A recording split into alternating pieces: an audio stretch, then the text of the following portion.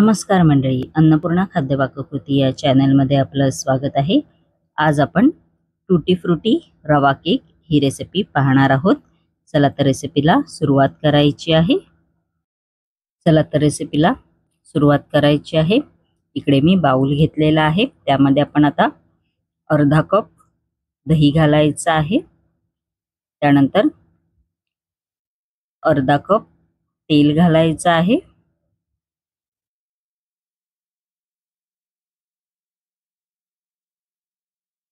त्यानंतर ह्याच्यामध्ये 1 कप पिठी साखर घालायची आहे।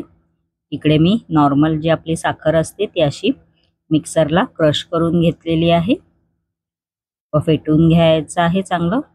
साखर पूर्णपणे विरघळली पाहिजे, बघू शकता असं बॅटर झालं पाहिजे। त्यानंतर ह्याच्यामध्ये 1 कप रवा घालायचा आहे। इकडे 250 ग्रॅम मी रवा घेतलेला आहे व फेटून घ्यायचं आहे चांगलं।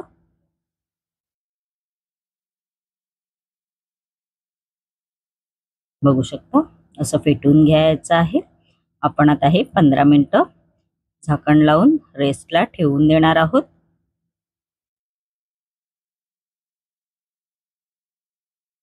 बघू शकता आपली 15 मिनिटं झालेली आहेत। थोडं बॅटर आहे ते असं फुगलेलं आहे। त्यानंतर आपण आता याच्यामध्ये 2 चमचे मिल्क पावडर घालायची आहे व थोडंसं दूध घालून परत फेटून घ्यायचं आहे।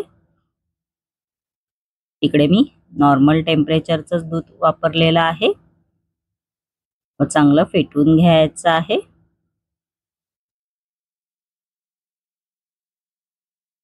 गुठल्या नाही राहिल्या पाहिजेत मिश्रणामध्ये, असं फेटून घ्यायचं। त्यानंतर या बॅटर मध्ये आपण आता व्हॅनिला एसेन्स घालायचं आहे। त्यानंतर 1 चमचा बेकिंग पावडर घालायची आहे व अर्धा चमचा बेकिंग सोडा घालायचा आहे। थोडंसं परत नॉर्मल टेम्परेचरचं दूध घालायचं आहे व फेटून घ्यायचं आहे चांगलं। बघू शकता असं फेटून घ्यायचं आहे।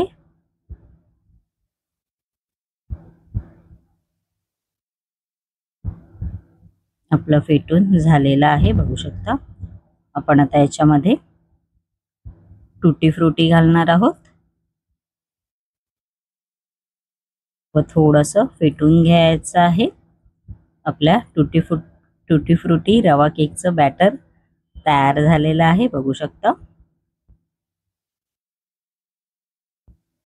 इकडे मी जर्मनचं भांडं घेतलेलं आहे, ट्रे, बघू शकता त्याला बटर पेपर लावलेला आहे।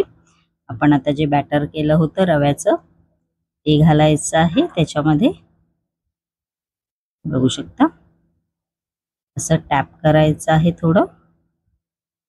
त्यानंतर त्याच्यावरती टूटी फ्रूटी घालायची आहे। आपण आता हे बेक करायला कढईमध्ये ठेवणार आहोत। कढई इकडे मी प्रीहीट करून घेतलेली आहे, बघू शकता। आपण आता झाकण लावायचं आहे त्याच्यावरती व अर्धा तास आपण आता हे बेक करायला ठेवून देणार आहोत। चला तर आपण बघूया आपले अर्धा तास झालेले आहेत, आपला केक तयार आहे की नाही। टूटी फ्रूटीज गायब झालेले आहेत, बघू शकता। मस्तपैकी आपला टूटी फ्रूटी रवा केक तयार झालेला आहे। टूथपिकला काही चिकटलेलं नाही आहे, म्हणजे आपला केक तयार आहे। माझी ही रेसिपी जर तुम्हाला आवडली असेल आणि अशाच नवनवीन युनिक रेसिपी जर तुम्हाला माझ्या चॅनलवरती पाहायच्या असतील आणि तुम्ही जर माझ्या चॅनलवरती नवीन असाल तर नक्की माझ्या चॅनलला लाईक, शेअर अँड सबस्क्राइब करायला विसरू नका। धन्यवाद।